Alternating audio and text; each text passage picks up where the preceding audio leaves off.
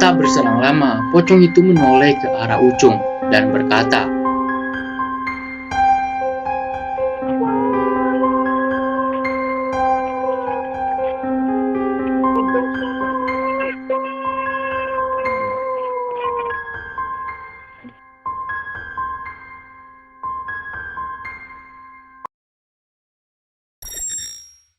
"Hai Sobat Misteri, balik lagi bersama gua Ridwan. Oke, kali ini kita berada di segmen cerita mistis, yang dimana menceritakan cerita-cerita horor seperti biasanya, yang terjadi berdasarkan kisah nyata atau hanya karangan si penulis. Dan kali ini gua bakal bercerita dari tweet Twitter yang judulnya Pocong Juli, yang ditulis oleh @agilsaputra, yang dimana ceritanya ini terjadi di era 40-an dan kembali muncul di tahun 90-an. Dan pocong culi ini sempat menjadi sebuah teror di daerah Temanggung, Jawa Tengah kala itu. Kalau lu suka versi cerita dengan bentuk tulisan, gua taruh linknya di deskripsi.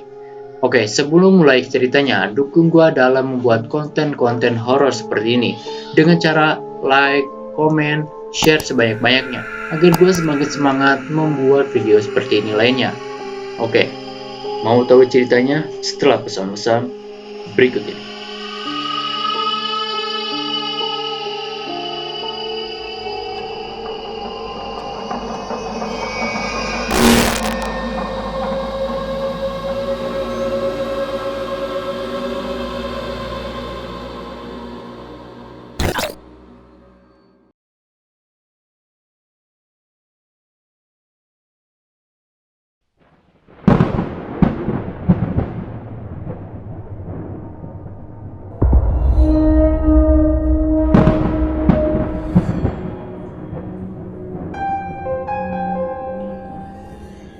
Jadi, ceritanya ini kali itu di suatu desa, sebut saja Desa Sindar Alang. Hiduplah seorang wanita parubaya yang bernama Ulas. Dan orang-orang sering memanggilnya dengan sebutan Mak Ulas kala itu.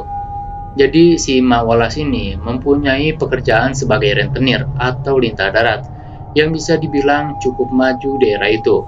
Gak cuma uang yang dia pinjamkan, bahkan barang dan kebutuhan pokok pun ia kreditkan kala itu, seperti gula, beras, gabah, dan lain-lain. Dan tertanggung-tanggung di usahanya ini, Mak Welas selalu menerapkan sistem riba di dalamnya. Jadi, misalkan nih, gua minjem 1 kilogram gula ke Mak Welas. Nah nanti, jadi gua gantinya itu 1 kilo, dengan bunganya 1,5 kilo juga. Dan digantinya pun bisa berbentuk gula lagi atau barang yang senilai dengan harga gula itu. Jadi begitulah cara kerjanya, sama aja sih kayak zaman sekarang. Dengan usahanya ini, ia menjadi kaya raya di kala itu. Tentu dengan membuat para debiturnya menderita, dan apabila debitur telat membayar, Mak Welas ini tak segan-segan untuk melupai atau mengancam si debitur, bahkan sampai membunuhnya. Pernah kali itu ada seorang warga, sebut saja Pak Jono. Dia ini sebenarnya orang yang tidak miskin dan mempunyai cukup banyak lahan sawah. Tetapi Pak Jono ini kala itu kehabisan persediaan beras di rumahnya, dan hanya tersisa menir atau pecahan beras kala itu. Sampai akhirnya Pak Jono ini meminjam 1 karung beras kepada Mak Welas, dengan harapan ia bisa mengembalikannya di masa panen nanti. Tapi sialnya, Pak Jono ternyata panennya gagal, dan otomatis saat jatuh tempo Pak Jono tidak bisa mengembalikannya. Pak Jono bingunglah kala itu. Sempat juga ia ingin menggantinya dengan berkarung-karung menir, namun Mak Welas dengan tegas menolaknya. Singkat cerita, Pak Jono tidak bisa mengembalikannya. Mak Welas hendak ingin mengambil sapinya kali itu. Akan tetapi harga sapi dengan 1 karung beras sangatlah tidak sepadan. Terjadilah keributan antara Mak Welas dan Pak Jono. Seketika itu pengawalnya yang berupa jawara-jawara yang kejam dan sakti dengan gampangnya membancok Pak Jono dan mengakibatkan Pak Jono terluka parah dan akhirnya tewas. Dan teganya, Mak Welas tetap saja membawa sapi tersebut. Memang hampir semua warga di desa itu pernah berurusan dengan Mak Welas ini. Dan dengan berjalannya waktu, satu persatu warga mulai membenci Mak Welas ini. Tapi mereka takut untuk bertindak dikarenakan Mak Wulas ini selalu dijaga oleh pengawalnya yaitu jawara-jawara dan mempunyai dekingan yang sangat kuat dengan pejabat-pejabat dari kolonial Belanda kala itu. Sampailah pada tahun 1942 sampai 1943, Mak Wulas menjumpai karmanya. Kala itu Jepang masuk ke Indonesia dan terjadilah pemberontakan, penjarahan, dan perampokan di mana-mana. Pokoknya Indonesia lagi kacau gitulah. Karena suasana yang kacau kali itu, ya orang-orang juga menyelamatkan dirinya sendiri. Dan tragisnya Mak Wulas ditemukan sudah tidak bernyawa lagi, dengan dua pergelangan tangannya yang putus, jari-jarinya yang dipotong, dan daun telinganya yang dirobek. Semua perhiasannya yang ada di badannya pun raib, seperti habis dirampok. Melihat mayatnya, tentu banyak warga yang tidak mau mengurusinya dan tergolong acuh. Tapi masih ada juga warga yang masih merasa kasihan dengan Mak Wulas ini, dan diuruslah pemandian serta pemakaman Mak Wulas. Tapi gimana ya, warga ini kayak setengah-setengah gitu, kasihan antara kasihan dan balas dendam. Ternyata mayatnya ini tidak dikuburkan dengan layak. Jadi Mak Wulas ini kala itu hanya dibungkus kain kafan tanpa diazanin, apalagi dilepas tali pocongnya. Dan gilanya, mayatnya ini dimasukkan ke dalam galian sumur yang gagal di tengah kebun kapas milik pemerintah Belanda dan diuruk begitu saja serta ditandai dengan batu besar sebagai petanda. Dan disinilah teror pocong tuli berawal.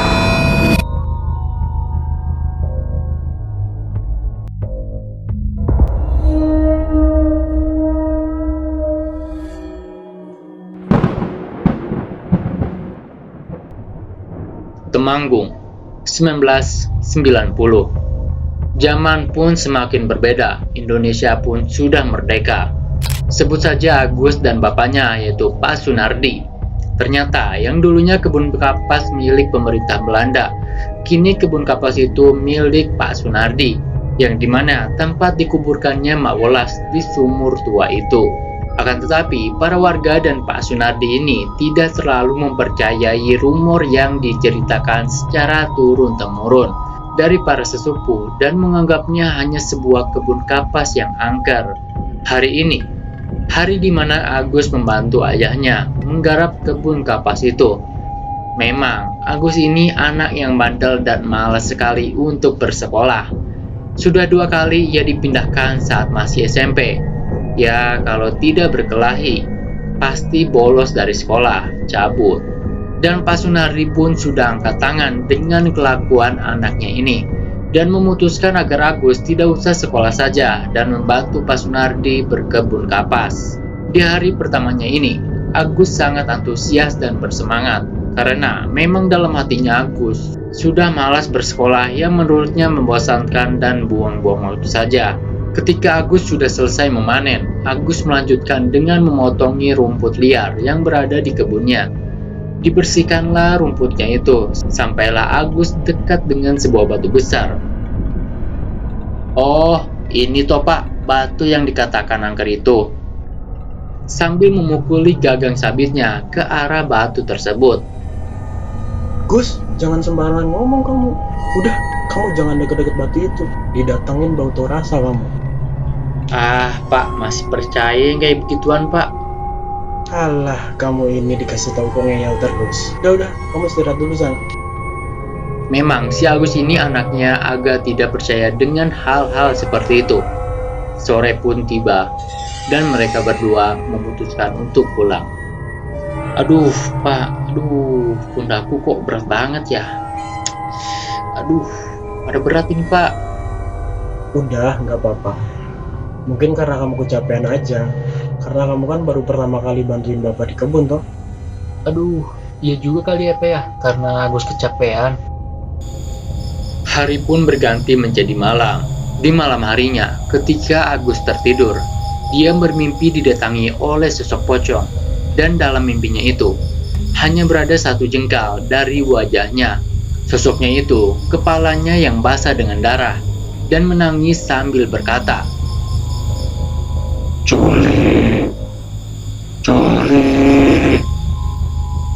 Culino.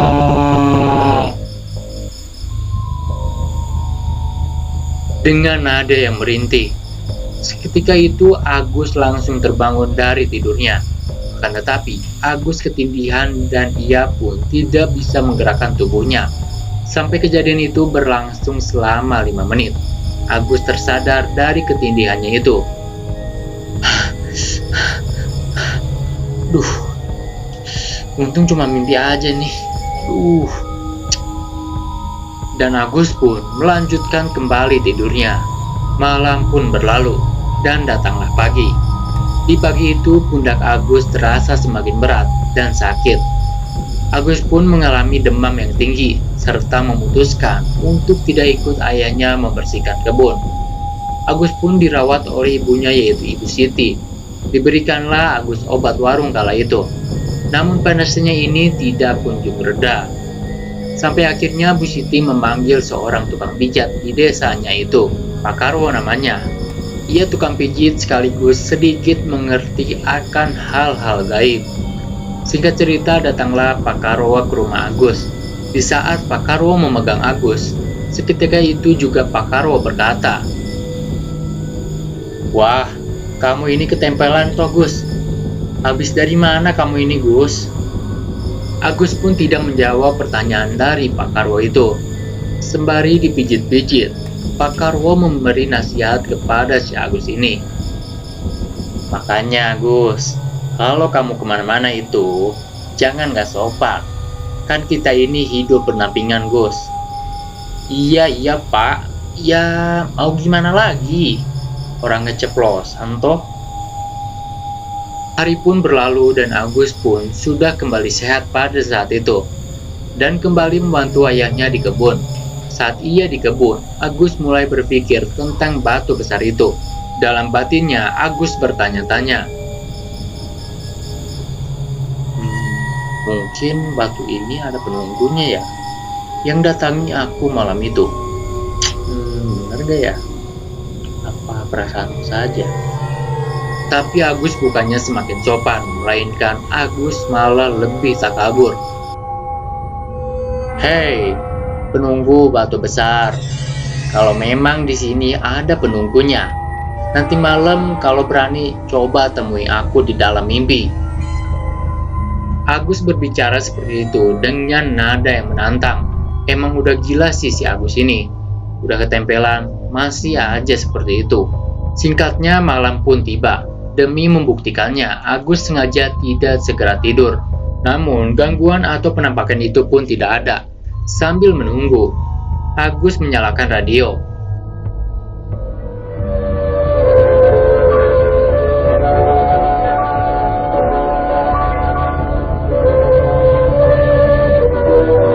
Dirasa lama Agus menunggu, ia pun sedikit demi sedikit mulai ketiduran.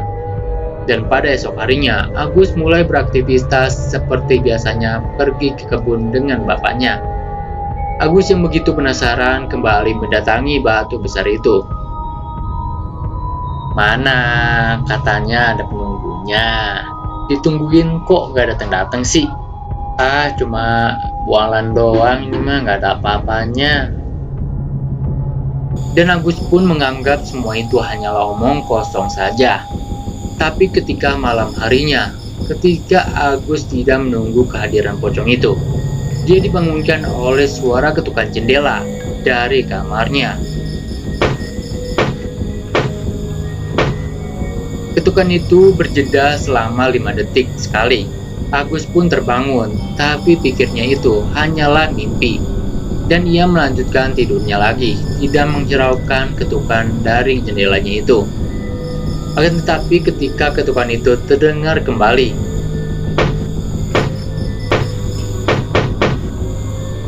seketika Agus langsung terhentak dan terbangun, dan mencoba meyakinkan lagi kalau suara itu memang benar-benar ada.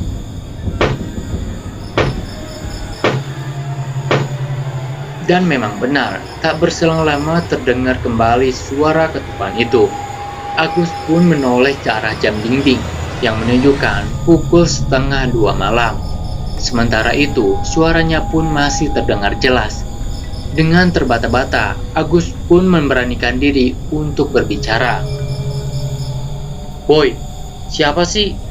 Ketuk-ketuk, jangan jahil dong." Sontak suara itu pun hilang dan berubah menjadi suara tangisan.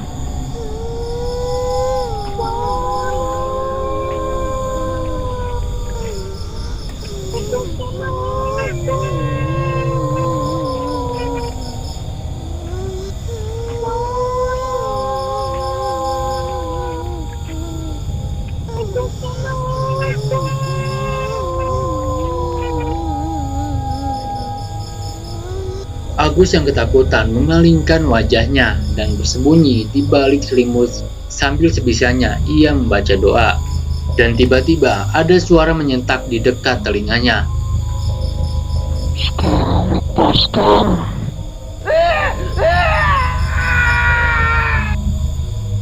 Agus pun berteriak ketakutan sekuat mungkin dan membuka selimutnya. Akan tetapi gorden yang menutupi kaca kamarnya ini kini sudah setengah terbuka, dan sama-sama Agus melihat sosok putih di balik jendela itu. Ya, sosok itu adalah pocong Mak Welas.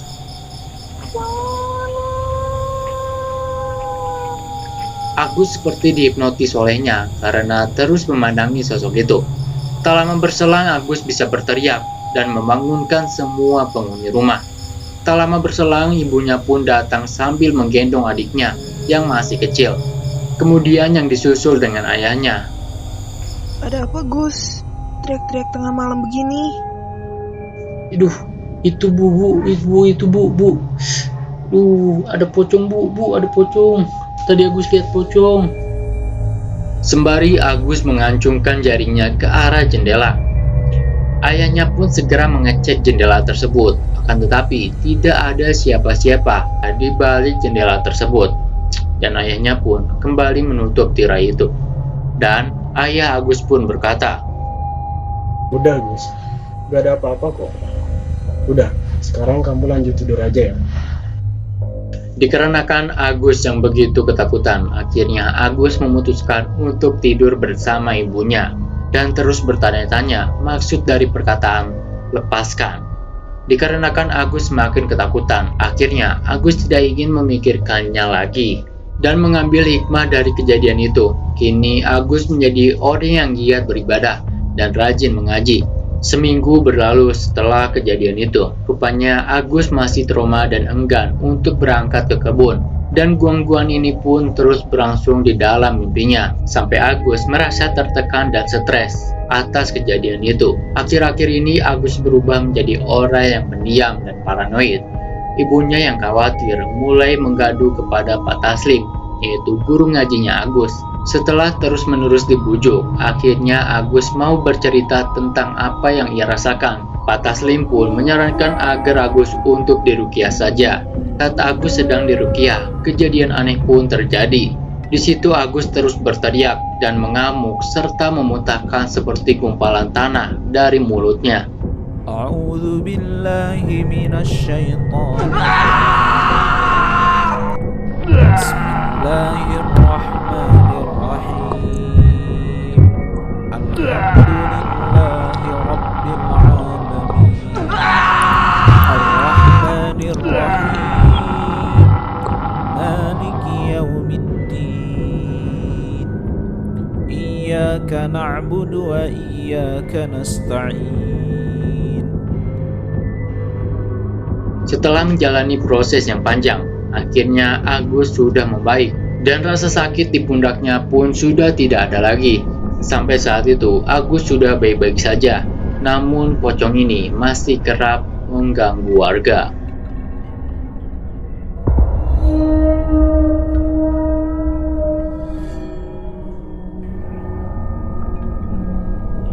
Sebut saja Pak Bagio. Dia juga adalah tetangganya Agus, masih di tahun yang sama. Pak Bagio ini adalah seorang pedagang kayu, dan kebetulan juga beliau ingin membeli pohon sengon yang berada di kebun milik ayahnya Agus.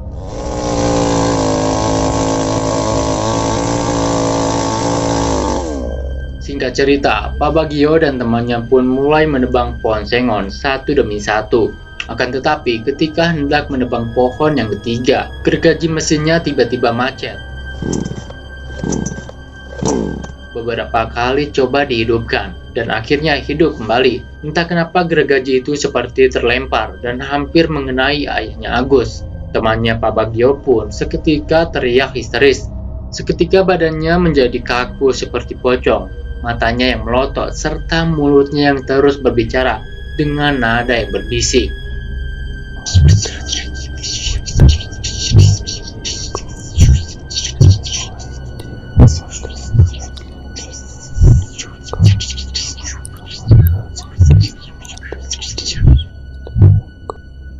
Tentu hal itu membuat semuanya panik. Ayah Agus bergegas memanggil Pak Ustadz Taslim. Akan tetapi Ustadz tidak ada di rumahnya. Karena tidak ada, akhirnya Bapak Agus menemui Mbah Tarno, yaitu seorang pawang kuda lumping yang sering menangani kasus kesurupan. Setibanya Pak Tarno di kebun, Pak Tarno melepaskan ikat kepalanya, lalu dikibaskan kepada orang itu. Seketika, tubuhnya pun langsung terbangun dengan nada yang tinggi. Mbah Tarno pun berkata, "Pulang kamu."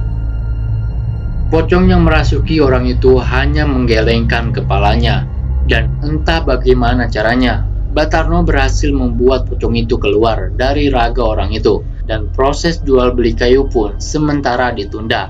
Malam harinya Pak Bagio terus terpikirkan tentang kejadian tadi siang. Dia sangat ingin membatalkannya, akan tetapi Pak Bagio merasa tidak enak dengan ayahnya Agus. Lagi pula uangnya itu sudah terlanjur dibayarkan semua. Singkat cerita, malam itu Pak Bagio tidak bisa tidur. Dia selalu terbayang-bayang dengan tatapan temannya saat kesurupan. Dikarenakan tidak bisa tidur, Pak Bagio memutuskan untuk mengopi di depan teras rumahnya. Tak terasa, waktu pun menunjukkan pukul 1 dini hari. Pak Bagio pun memutuskan untuk masuk ke dalam rumahnya. Saat hendak mengunci pagar depan rumahnya, tiba-tiba ada suara yang muncul dari sekitarnya. Pak Bagio pun sontak menoleh ke kiri dan ke kanan, akan tetapi tidak menemukan siapa-siapa. Suara itu kembali terdengar oleh Pak Bagio.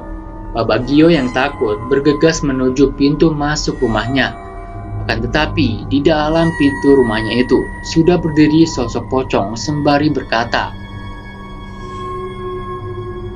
"Lepaskan Mas, tolong lepaskan taliku ini Mas." Pak Bagio yang ketakutan malah berlari keluar halaman rumahnya. Tetapi di jalan yang berbeda, pocong itu kembali menghadang Pak Bagio. Hingga akhirnya Pak Bagio pun pingsan ke parit desa yang kering. Dan keesokan paginya Pak Bagio ditemukan oleh warga yang akan berangkat ke masjid di waktu subuh. Sempat dikira mayat waktu itu oleh warga yang menemukannya. Tapi untungnya Pak Bagio hanya pingsan dan terdapat luka di dahinya. Dan segera para warga membawa Pak Bagio ke puskesmas terdekat untuk dilakukan pertolongan pertama. Ketika Pak Bagio siuman dan kondisinya mulai membaik, ia menceritakan kejadian waktu malam kepada Mas Sulis, salah satu warga yang menggontung Pak Bagio ke puskesmas. Dalam ceritanya itu, "Aduh Lis, sial aku ini. Jadi begini malam itu. Aku nggak bisa tidur toh, karena terus terpikirkan kejadian kemarin siang. Tukangku loh, itu kesurupan pocong. Ya aku ngopi-ngopi lah di depan rumah. Nggak taunya ada pocong yang ngejar-ngejar aku. Sembari ngomong, lepaskan. Yo aku takut. Larilah aku. Aku yang nggak konsen, terjatuh terus gelap. Tahu-taunya aku udah ada di puskesmas. Waduh Pak, gawat ini Pak. Pocong culi Pak." Beralih kepada cerita Mas Sulis kala itu. Malam itu Mas Sulis kebelet ingin buang air kecil. Ke kamar mandilah ia dengan keadaan yang sudah ngantuk berat. Di tengah ia sedang buang hajat, Mas Sulis ini mencium bau bangkai yang begitu menyengat. Tapi karena Mas Sulis yang sudah mengantuk, tak begitu memperdulikannya dan memutuskan untuk tidur saja. Tak berselang Mas Sulis tertidur, ia terbangun oleh suara orang batuk yang berada di depan rumahnya. Ya, hal itu membuatnya sulit untuk tertidur.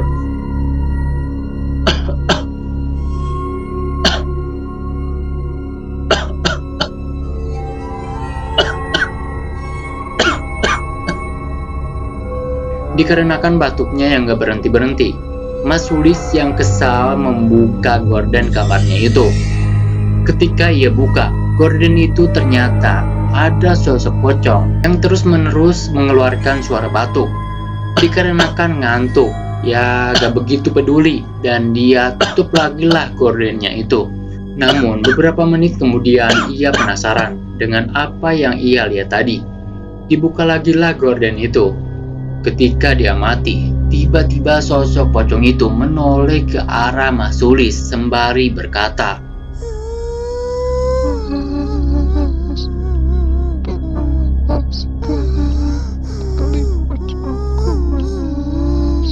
dengan muka yang hancur dan hitam. Seketika tubuh Mas Sulis lemas terhentak ke lantai kamarnya dan segera mendekap Al-Quran di dekat tempat tidurnya. Namun suara lepaskan dari pocong mawelas itu terus terdengar di telinganya. Sampai akhirnya suara itu pun hilang. Mas Sulis mencoba menenangkan hatinya walaupun ia dikenal sosok yang berani. Namun kali ini ia benar-benar takut dengan sosok pocong culi ini. Dan akhirnya cerita-cerita tentang pocong culi ini pun menyebar ke seluruh desa, bahkan desa-desa lain, yang membuat warga semakin ketakutan. Setiap menjelang petang, ya habis maghrib lah, orang-orang sudah tidak berani lagi keluar malam hari. Desa begitu sepi.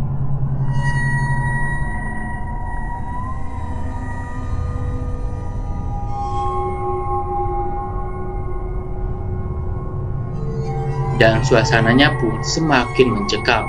Semenjak warga yang takut untuk keluar malam, teror pocong ini pun bukannya mereda, namun semakin menjadi-jadi. Setiap malam rumah-rumah warga diketuk pintunya sembari berbicara.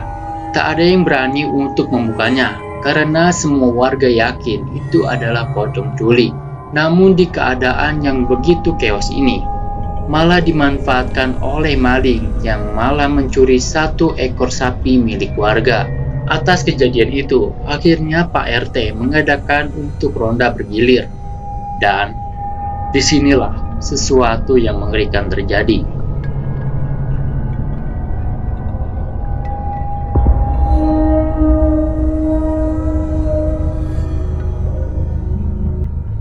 Masih di tahun yang sama, yaitu tahun 1990.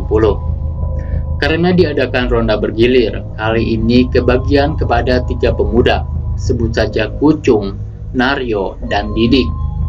Mereka pemuda asli desa itu, dan memang mereka bertiga orangnya sangat penakut. Sampailah pada pukul 10 malam, mereka mulai berkumpul di pos kamling yang tak jauh dari rumah si Kucung.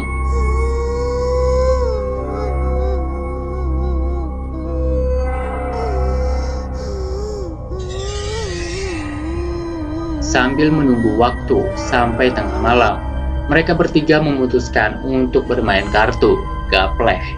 Tak terasa, sampailah pada jam 12 malam. Nah, seperti biasa pada umumnya, setiap jam 12 malam, orang-orang yang ronda ini diharuskan membunyikan tiang listrik sebagai penanda jam. Dan ada 3 tiang listrik di tempat berbeda yang harus dibunyikan di desa itu. Seharusnya mereka ini berpencar untuk membunyikannya, namun karena mereka semua penakut, jadi mereka semua berbarengan ke tiang 1 sampai ke tiang berikutnya.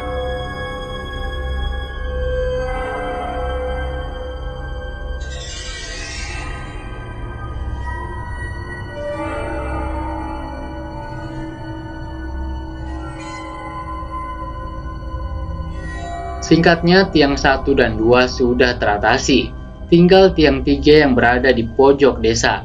Dan disitulah dulu Pak Bagio dicegat pocong dan ditemukan pingsan di pinggiran parit.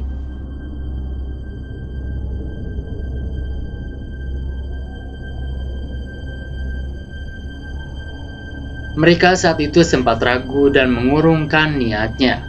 Akan tapi setelah mereka berunding, akhirnya mereka bertiga memberanikan diri untuk membunyikan tiang listrik berikutnya, yaitu tiang listrik yang ketiga.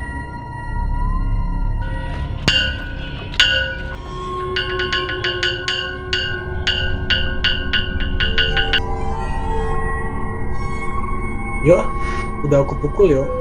Yuk balik ke pos. Yo wes, cepet jalannya. Aku takut nih. Mereka bertiga berjalan balik menuju pos. Tiba-tiba mencium bau bangkai yang sangat menyengat. Disitulah mereka saling menatap tanpa berkata-kata. Mereka langsung berjalan dengan cepat satu sama lain. Di tengah jalannya itu, mereka semua terhenti terpaku. Dik, iku apa yo? Iku di tengah. Dik. Opo sih Cung? Opo? Ya ndak tahu. Bes, jalan. Cung, jangan nakut-nakutin loh. Tak tempeleng nanti. Ya mana aku tahu. Lihat itu di depan. Apa? Gak bohong aku.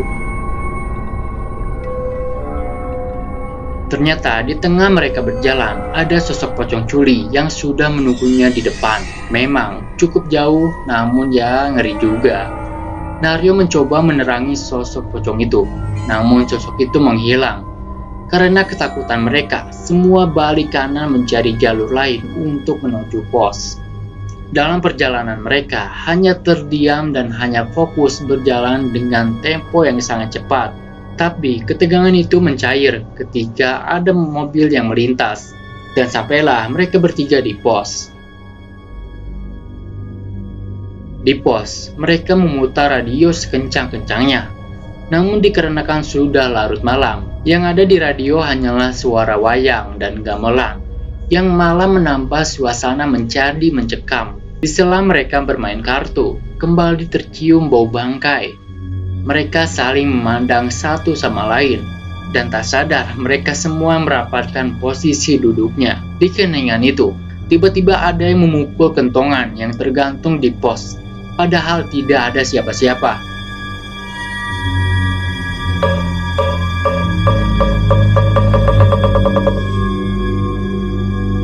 Mereka semua kaget dan lari terbirit-birit ke arah rumahnya masing-masing. Kucung yang rumahnya memang dekat, tentu sampai lebih dulu. Tapi ketika ia sampai di depan rumahnya, ia melihat sosok pocong itu sedang mengetuk-ngetuk pintu rumahnya menggunakan kepalanya. Saking kagetnya, Kucung hanya terpaku diam tidak bergerak.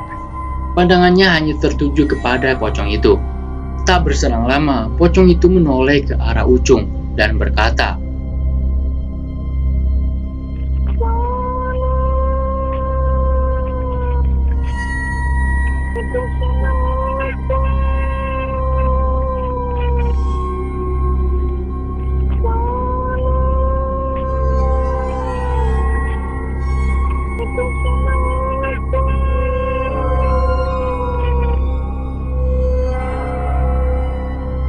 sambil menggeleng-gelengkan kepalanya. Ucung teriak sekuat mungkin dan ia pun pingsan akhirnya. Tak lama berselang, bapaknya Ucung datang karena mendengar suara teriakan Ucung. Setelah ditelisik, Naryo dan Didik pun mengalami kejadian yang sama di waktu bersamaan. Kembali cerita ini semakin heboh ke seluruh desa hingga desa sebelah. Teror ini pun terus terjadi setiap malam. Rumah warga diketuk-ketuk oleh sosok pocong culi ini, sembari berkata lepaskan, lepaskan. Sampai-sampai suaranya ini sudah mengelilingi desa. Sempat tidak ada solusi dari masalah ini. Para sesepuh pun berkumpul dan menceritakan kembali asal-muasal pocong culi berasal. Sampai akhirnya warga tahu bahwa tempat Mak Welas atau pocong culi itu berasal di kebun milik bapaknya Agus yang berada di sumur itu. Dikarenakan kehabisan akal, warga berbondong-bondong melakukan mujadah di masjid untuk memagari desa. Dan entah saran dari siapa, warga desa ini memelihara angsa untuk menangkal kedatangan pocong culi tersebut. Dan setelah itu, teror ini pun mulai meredup dan berangsur hilang. Konon katanya, sampai sekarang pun desa ini di setiap rumahnya masih memelihara angsa.